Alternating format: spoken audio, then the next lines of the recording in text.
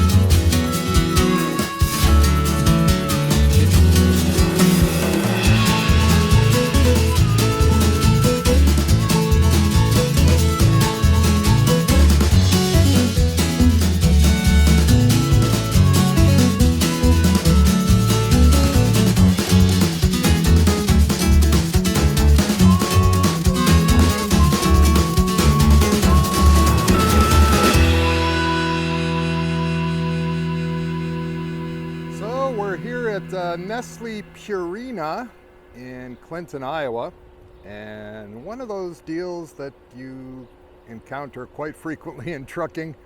I got here at 9:20 this morning. Load was supposed to be ready. This is a drop and hook, so drop the empty trailer, pick up the loaded trailer. Simple enough, right? Well, get to the guard shack, and they say, okay, as they almost always do, hey, give me your U3 number or whatever the heck number. So you know, you look on the tablet and you find it. Oh, there it is. Okay. And I give her the number. She goes, the number doesn't exist. I said, okay, you know, a little back and forth. Are you sure? That type of stuff. And she's sure, and it doesn't exist. Okay, so, you know, pull off to this lot here where I am currently parked. You know, just one of their drop lots here on the facility. And yeah, so call dispatch and find out what's going on. And this is something that happens, you know, it's part of the business. Numbers get confused. They make a booking against one number and, you know, then they change it and nobody communicates. And there's a whole myriad of reasons why that stuff gets confused. So no harm, no foul. Well, I was told, well, just in our notes it says that it's supposed to be ready by noon, so why don't you just sit tight until noon and then go back? Oh, okay. So I sat tight till noon, went back, number still doesn't exist. So I don't know, it's about 1 o'clock in the afternoon now, and I just spent a better part of a half an hour on the phone with dispatch, and the guy that I was talking to was very helpful and was able to get through to customer service and figured out that, oh yeah, that load got canceled, but they have the identical load that pays the identical rate. That's everything is exactly the same, pickups, delivery, the whole 9-yard, commodity, all of it. It just has a different U number and a different trailer number. Okay, fine. So they inserted that to replace the one that was canceled. And so now I'm about to go try for a third time to see if I can pick up this Purina pet food of some sort or another and be on with my day. So welcome to trucking. Many minutes later. Well, the saga continues. Drove back to the gate for the third time. And the friendly lady there looked up that new number that I was given and said, well, that thing is not even ready until tomorrow. It's not even planned to start loading until early in the morning tomorrow. Okay, so around the guard shack I went again and pulled right back into the same parking spot. And now I'm on the phone with dispatch again, trying to get it all figured out. So it is now 1:30 in the afternoon, so crazy. More moments later. Well, we tried. So I just got off the phone with a very good guy in dispatch who has been helping me out for the better part of, I don't know, a couple hours.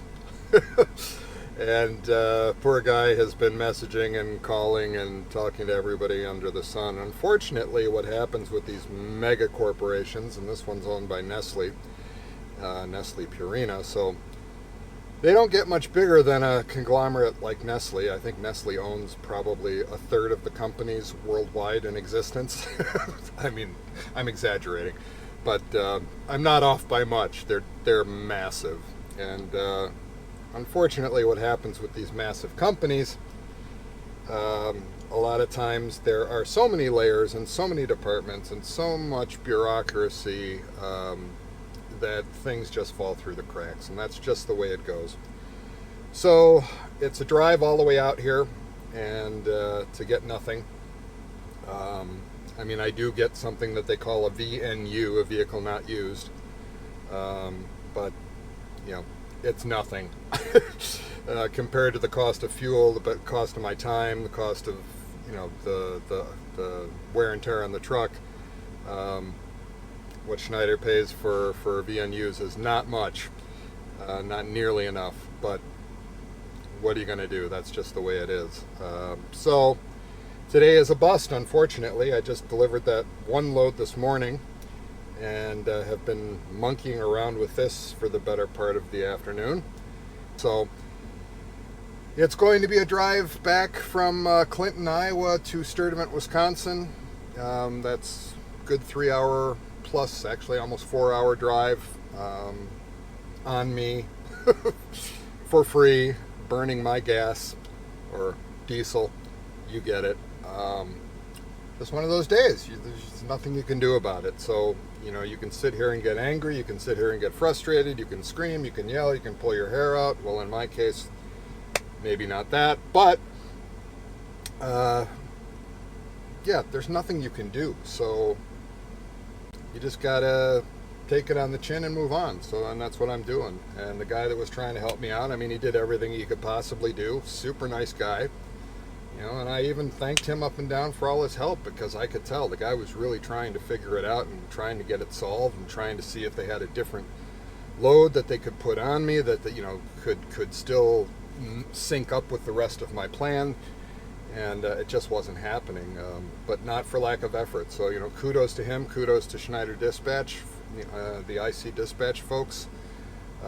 In so far in my experience of in my second week, I have to say that I'm very pleasantly surprised by the support that you receive on the other end of the phone. Now, you do have to wait a little bit for the phone to be answered, because they're a smaller crew. They have a lot more drivers to take care of per person, because they figure if you're independent, you know, you don't need to be babysat and have your hand holded and all of that good stuff that like brand new drivers might need on the company side. So so that makes perfect sense. But these folks, everyone I've talked to, and I've talked to about 4 or 5 different folks over there in the Green Bay dispatch group, and every single one of them has been on the ball, very professional, very courteous, very friendly. They know what the hell they're doing, you can tell. And you know, when you're sitting out here in a truck and you've got all the responsibility and you've got all the stress on you for the money and all of that stuff, you know, that means something. So I'm very pleasantly surprised with that. And again, even though it didn't work out today, you know, it just wasn't going to work out. It didn't matter what anybody at Schneider was doing. This is a Nestle Purina problem today, not a Schneider problem. So that's it. I'm gonna head back home and probably just do you know, dinner, a shower, dinner, sleep at home tonight, and then get back to the truck in the morning and head to Wilmington. Wilmington's only about a 2.5 hour drive from where I live, so not too terribly far, and I can pick up on my booked loads from there and continue on. So you know, hopefully better things tomorrow. So we'll see. See ya.